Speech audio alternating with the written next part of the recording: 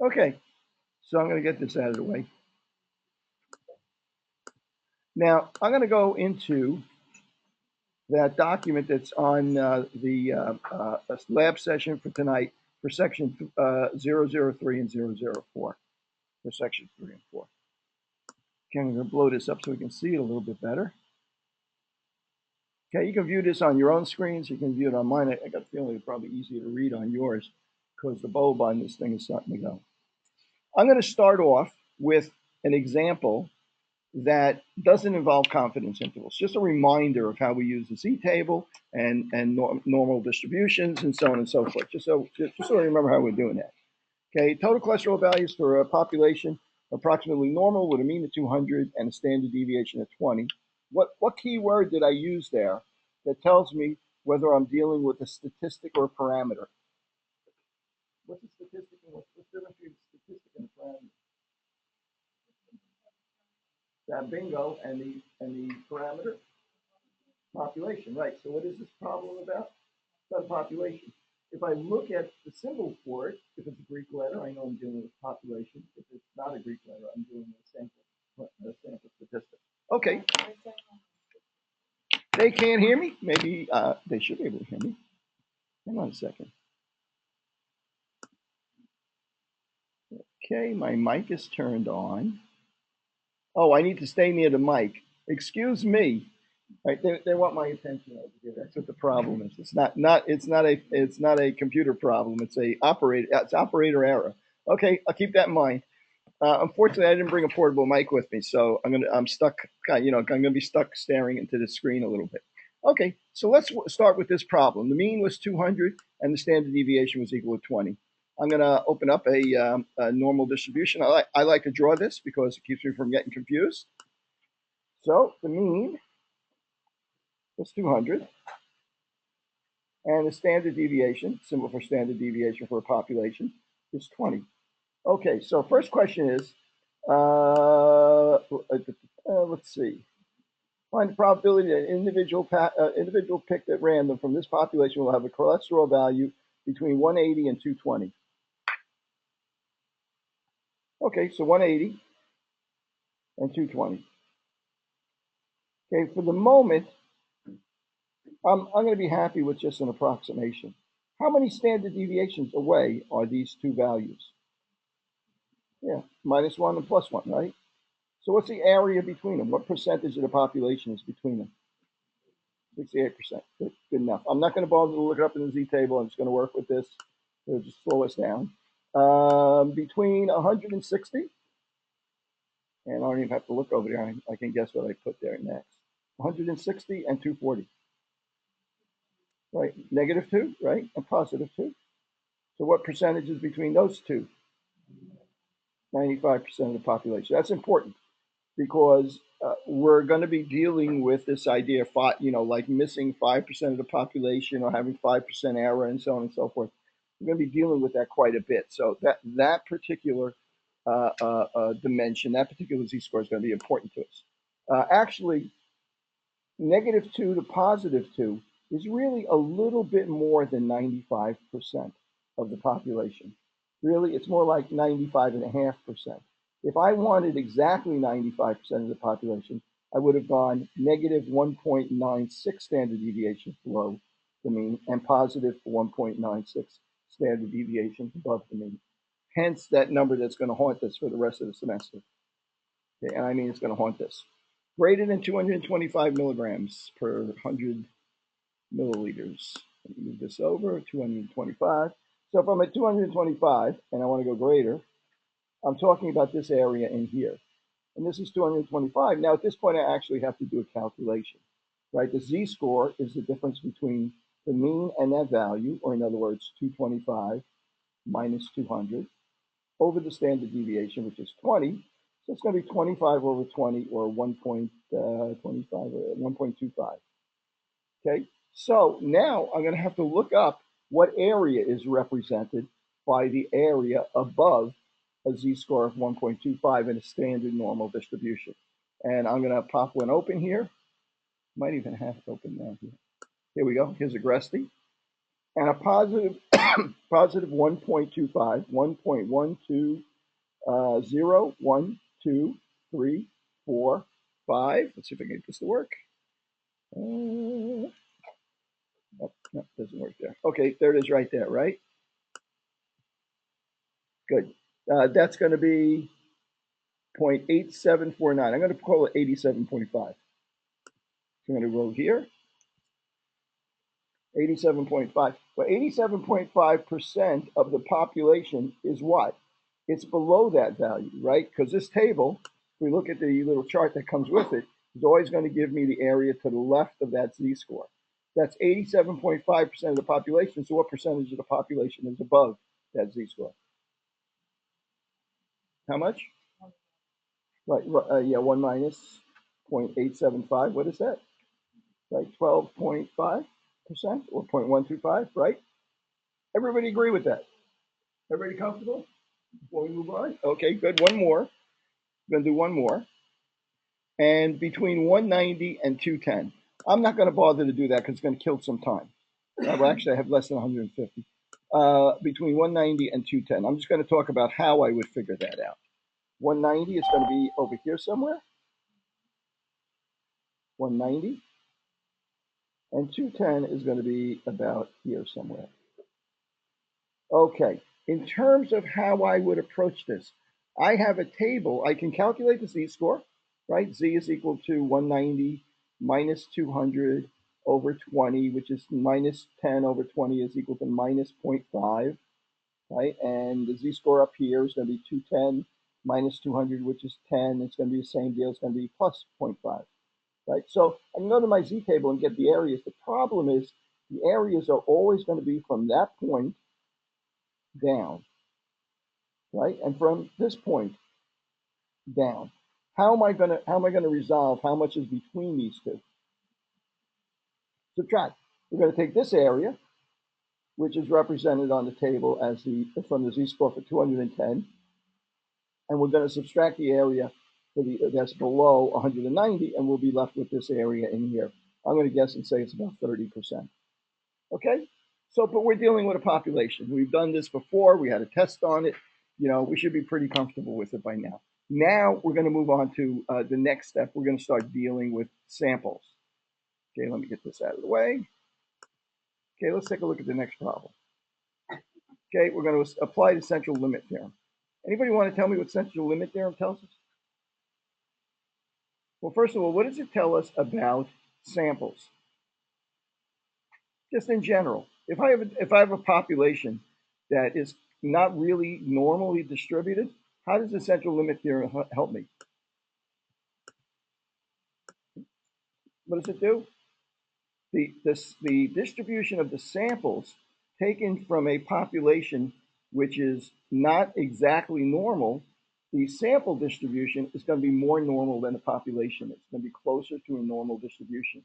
So it allows me to apply all these rules to my sample distribution, right? Even though the population, I might have an issue with the population being a little bit skewed. Okay, so I'm going to start with a sample size of 100. That's a pretty good sample in terms of the real world. What's the probability that the mean of the sample, if I were going to go out and take a sample, sample size 100, the sample is larger than 202. Did I lose some of this here, some of this problem? I think I did. Huh? It's using information from the first one? Is it? I probably would have. Okay, let's use information from the first one. Okay, the mean of the population is 200, right? Okay, well, we don't know that. Let's say most of the time when we take a sample, we don't know what the mean of the population is.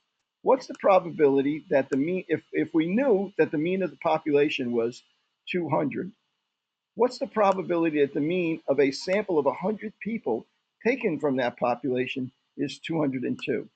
Well, there's a difference between the way samples are distributed and the way the population is distributed. Samples, what's the difference between a sample distribution and a population distribution in terms of the variability? Right, less variable, right? Because if I'm going to take a sample of size 100, right, I'm not going to get, instead of having people in that population that might be down around 130 and as high up as 290 or something like that, I'm not going to, if I take a sample of 100 people randomly, it'd be very unusual for me to get all low values, all high values. So each sample that I take is going to be closer to the mean than most of this population will be. What's the relationship between the standard deviation of the population and the standard error for my sample distribution? And you remember what that formula is? I can't look back because then they'll yell at me on the other side. Huh? It's sigma over square root of n, right? So what happens as the sample size gets bigger? Standard error gets smaller. So the bigger the sample size is, the smaller the standard error. The standard error is really the standard deviation for our sample distribution. So if we know the population mean is 200, right? What's the probability that we would get we take a sample of 100 and we would get a value of 202? Well, what's the difference between the mean for that we would expect for the population and the value that we got? Right? It's 2, right? Plus 2 over the standard number of standard deviations or the standard error. Let's calculate the standard error here. Standard error is equal to sigma, which is 20, divided by the square root of the sample size, which is 100, right? Which is 10. What's the standard error? 2. Okay, so this is one standard error above the mean. What'd that say? Oh, okay, somebody logged in. That's one standard deviation or one standard error for our sample distribution above the mean. So what percentage of the time, what's the probability that you would take a sample of 100, that you would get a mean for that sample above 202? Now you're going to work exactly the same way you worked with the normal distribution, except you're going to use a standard error instead of using the standard deviation. So what would that be? What is that error? If this is z is equal to 1, what's this area up here? Anyone has a guess? What's the area here? -1 to +1, right? What's that area in there? 68%, right? So this is symmetrical, right? So if this area here and here, here to here is 68%, what's this half of it and what's this half of it? 34. So this is 34%. So the portion to the left, the whole portion to the left is what percentage? That's 50%, right? That's half the distribution to the left of the mean. And then we also have 34% above the mean, so that's 84%. So what does that leave us in this area?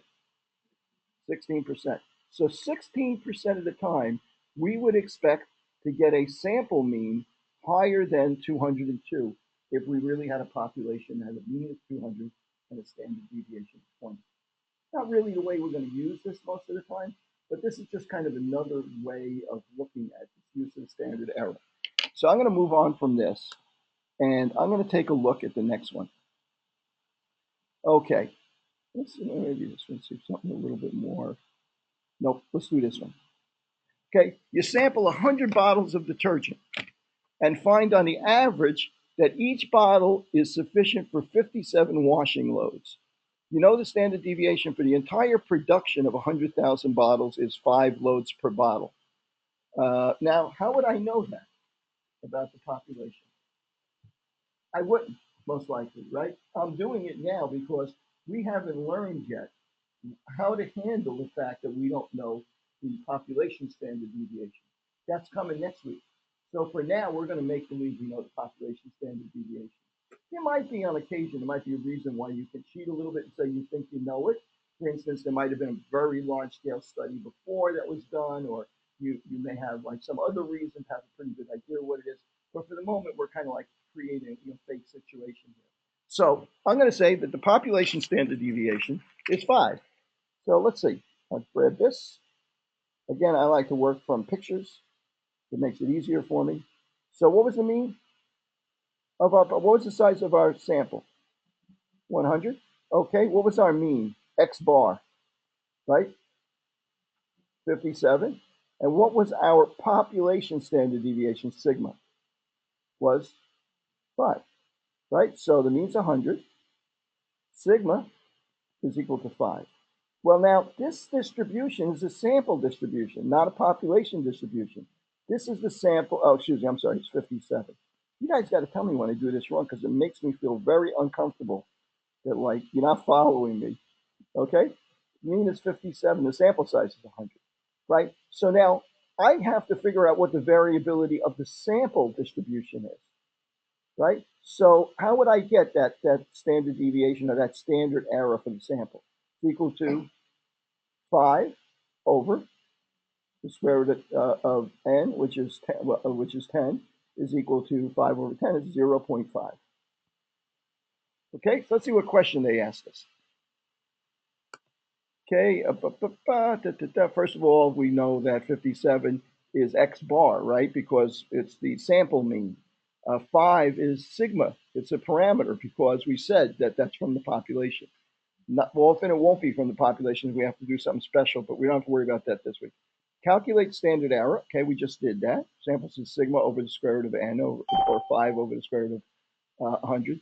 Calculate the 95% confidence interval for the population mean based on this sample. Well, 95% of the time, let's say for a moment we got that mean correctly, right? This is kind of like really not a really legal way of looking at this, but for our purposes right now, let's say that really is the population mean. This is a big sample, and we're going to be pretty close to it. So for now, that's really the population standard, the population mean. Well, normally I would say if I took a sample of size 100, I would expect 95% of any samples that I took from this population to be between 2 standard deviations below and 2 standard deviations above 57, or in other words, 56 to 58. Not precisely, because really I really want 1.96, right, and 1.96 above. So I'm going to look at this another way. If I were to take a sample of size 100, and I found that on the average, I got 57 loads of laundry out of each bottle. Another example, I go out and test 100 school children, randomly selected from the borough of Brooklyn, and I find that their blood lead level is 7 micrograms per deciliter. I know. You can't hear me at all when I turn a little bit? Okay. Okay, I'm sorry about that. Let's say it's a habit. Can I tell you? They're here, and you want to turn and talk to them. I can't see you guys, so you are at a disadvantage a little bit. So at any rate, as I was saying, those two examples. One has to do with how many loads of laundry you can get out of a product. The other one is what the blood lead levels for on the average for 100 children in Brooklyn. Okay, so now I know that I got a mean of 7 micrograms per deciliter for those children. If the only piece of information that you have that I've given you is that the average is 7 micrograms per deciliter, you have no idea how accurate or precise that is. In other words, you have no idea if you did it again, if it's going to be 2 or 90, right? Because the only information you got 100 is that it's 7. So you have no idea how variable it is. Maybe the lowest is 4. Maybe if I said 7, maybe the lowest is 6 and the highest is 8. Or maybe the lowest kid is 0 and the highest kid is 125. You have no way to gauge how accurate that mean is, how accurate, how variable the result is. So we want a mechanism that'll give us an idea of how much I can trust that sample mean.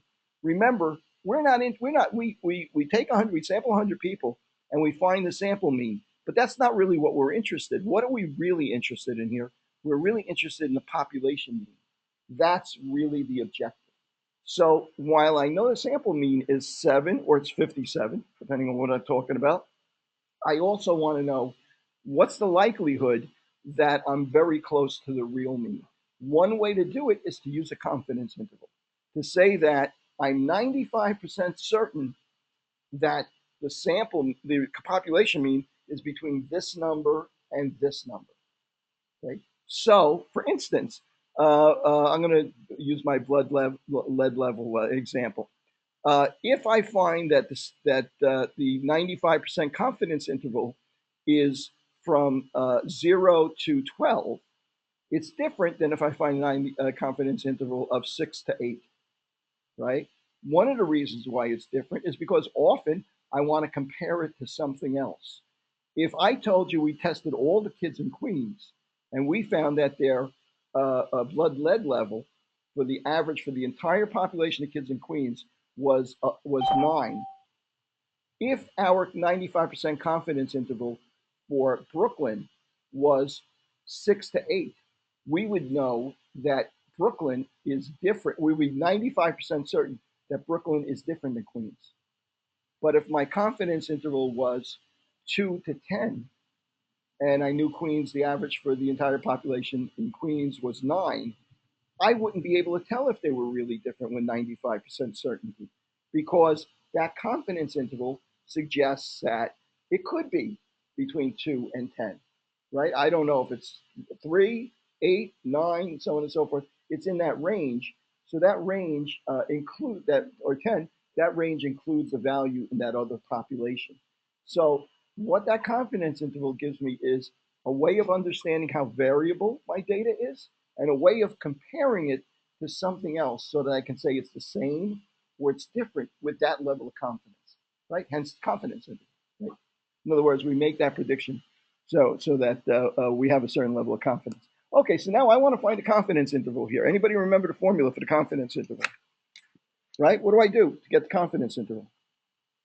I want to know how much this number is here, which is 9.6 standard deviations below the mean, below the sample mean, and 1.96 standard deviations above the sample mean. Okay, so I'm going to start with the sample mean, x bar, right? And I'm going to say, well, one case it's minus, right? Minus what to 1.96 times the standard error, which was 0.5, right? And in the next case, I'm going to say it's x bar plus 1.96 times the standard error of 0.5. I'm going to call this 2, and if it's going to come out a little bit small. Actually, let's see. That's 30, 2.97, 1.97 above, right? So it's going to be 57.97, I believe.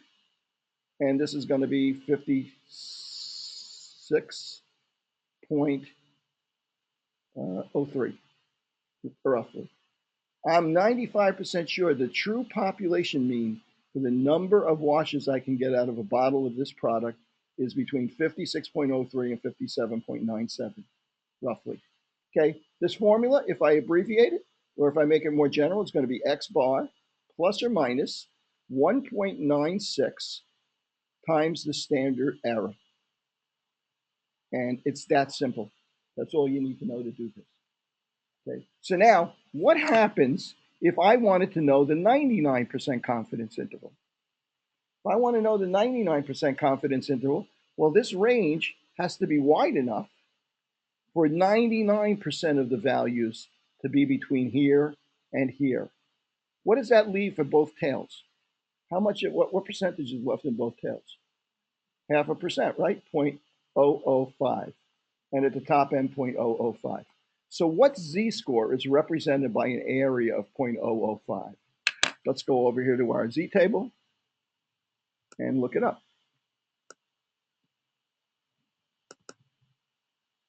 And I'm going to check to see if there's any questions here online in just a moment. Okay, so 0.005. 0.0, let's see, we're looking for areas now. And I'm going to start with the left end here. It's going to be the same on both ends. I'm going to look at the left end here. So we're looking for the area that has only a 0.5% of this population, or 0.5% of the samples. Okay, so let's see where I can find 0.005. 0.0096, 0.005, right around here. Oops, something's wrong. 0.005 up here. 2 zeros and 5. Where am I? I should be able to find this pretty quickly because I already know what the value is. Let's see, here we go. It looks like it's right around here. So I can pick either this one or this one. I'm going to pick this one, right there. What is the z-score that area has, that 0.5% have? The z-score is what? It's 2.58, right? So in other words, in order for us to have 99, that cover 99% of the possibilities, we have to add and subtract to the mean. Instead of 1.96, what value? 2.58. Okay, what about if I wanted a 90% confidence interval? What would that be? What area would I have at each tail? 90% confidence interval. 5% at each tail. Okay, let's see what's at 5%. Okay, 5% is 0.05, 0.05. Okay, here we go. It's right around here. Let's use this one right here. That's close. And that is 1.64. It's 8 o'clock. So it's 8 o'clock already? My goodness. Okay, so what the area that we're looking for here is where am I? Let's see. The area here is 5%, and the value, the z-score value that we would need is 1.64. Right? So instead of x plus or minus 1.96 or 2.58 for a 90% confidence interval, we use 1.64. Okay, so we have a way of calculating the confidence interval 99, 95, and 90% confidence interval with those numbers. Okay, so good. So now let's apply that. Okay, let me see. Let me see if we finish that up, and let me check, see if there's any questions online.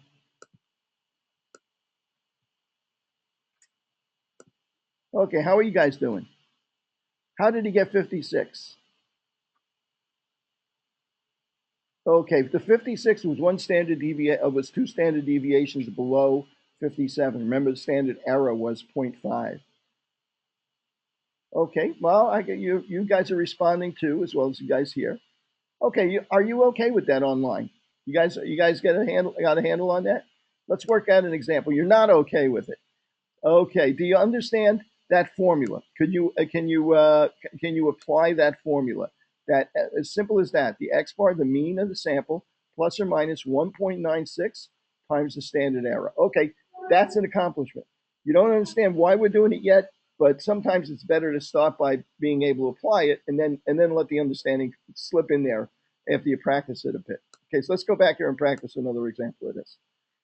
Okay, so now